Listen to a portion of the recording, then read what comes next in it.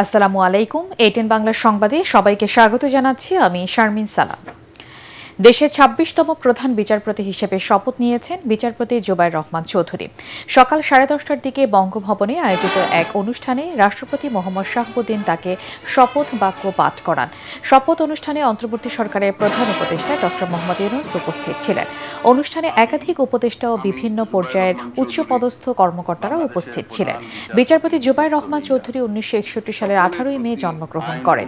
তিনি 1985 সালে জেলা জজ আদালতে এবং 1987 সালে সুপ্রিম কোর্টের হাইকোর্ট বিভাগে আইনজীবী হিসেবে তালিকাভুক্ত হন।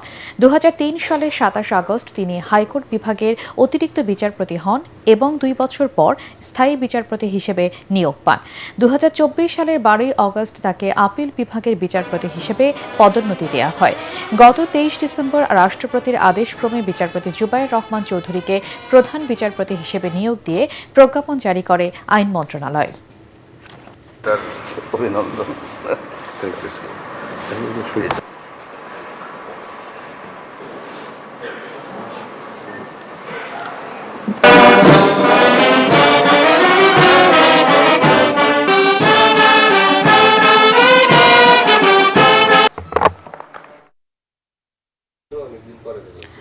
তারেক রহমানের পক্ষে ঢাকার 17 আসনের মনোনয়নপত্র সংগ্রহ করেছেন বিএনপি চেয়ারপারসনের একান্ত সচিব এবিএম আব্দুস সাত্তার। এর আগে শনিবার রাতে দলের স্থায়ী কমিটির সদস্য সালাউদ্দিন আহমেদ জানান, বিএনপির ভারপ্রাপ্ত চেয়ারম্যান তারেক রহমান বগুড়া 6 এবং ঢাকা 17 আসন, এই দুটি আসন থেকে নির্বাচনে প্রতিদ্বন্দ্বিতা করবেন। তিনি বলেন, দুটি আসন থেকে প্রতিদ্বন্দ্বিতার বিষয়টি দলীয় সিদ্ধান্ত। এর আগে বিএনপির অন্যতম শরিক BJP chairman barrister Andalib Rahman Partha Dhaka 17 আসন থেকে নির্বাচন করার কথা ছিল। বনানী গুলশান বাড়িধারা এলাকায় পোস্টার, ইলেকট্রনিক্স ডিসপ্লেও দেখা গেছে।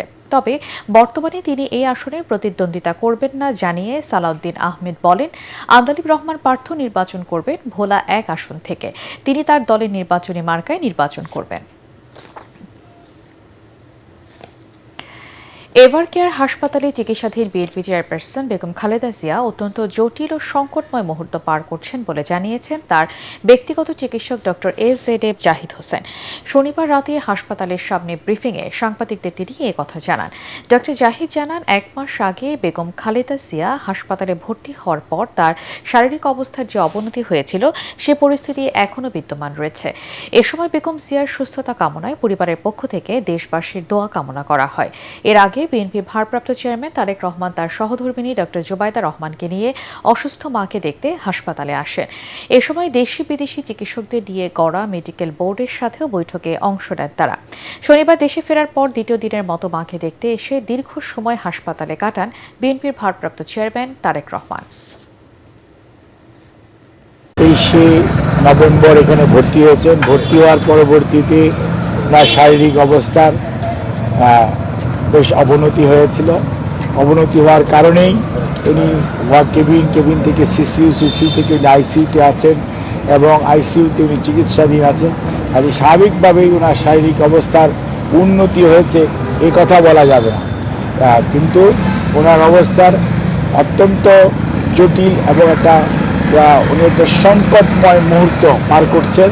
যদি আল্লাহ করে উনি চিকিৎসকদের চিকিৎসা প্রচেষ্টা এবং আল্লাহর শেষ মেহেরবানিতে উনি যদি এই সংকটটা উতরে যেতে পারেন, আলহামদুলিল্লাহ, তাহলে হয়তো আমরা ভালো কিছু পাবো।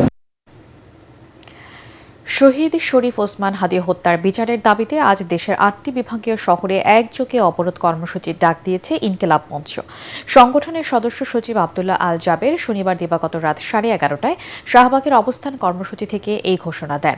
আজ বেলা 2টা থেকে 8 বিভাগীয় শহরে একযোগে এই অবরোধ চলবে বলে জানান তিনি।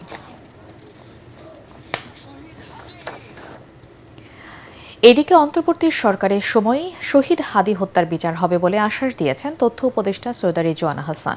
শনিবার দিবাগত রাতে রাজশাহীর শাহবাগ মোড়ে ইনকিলাব মঞ্চের অবস্থান কর্মসূচিতে এসে তিনি এই আশ্বাস দেন। হাদি হত্যার বিচার নিশ্চিত করা একটি জাতীয় দায়িত্ব জানিয়ে উপদেষ্টা বলেন, অন্তর্বর্তী সরকার এই হত্যাকাণ্ডে জড়িত প্রত্যেককে চিহ্নিত করে বিচারের মুখোমুখি করতে নিরলসভাবে কাজ করে যাচ্ছে। আগামী বছরের 7 জানুয়ারি চার্জশিট দেওয়া হবে। তথ্য উপদেষ্টা জানান, অভিযুক্তরা দেশ ত্যাগ করে থাকলে কূটনৈতিক কূটনৈতিক প্রচেষ্টায় পলাতকদের দেশে ফিরিয়ে আনার উদ্যোগ নেওয়া হয়েছে। ভারত সরকার এ বিষয়ে সহযোগিতার আশ্বাস দিয়েছে। এদিকে আজ ইনকিলাব মঞ্চের মুখপাত্র শহীদ শরীফ ওসমান বিন হাদি হত্যা মামলার তদন্তের অগ্রগতি নিয়ে বিস্তারিত জানানো হবে বলে জানিয়েছে ডিএমপি।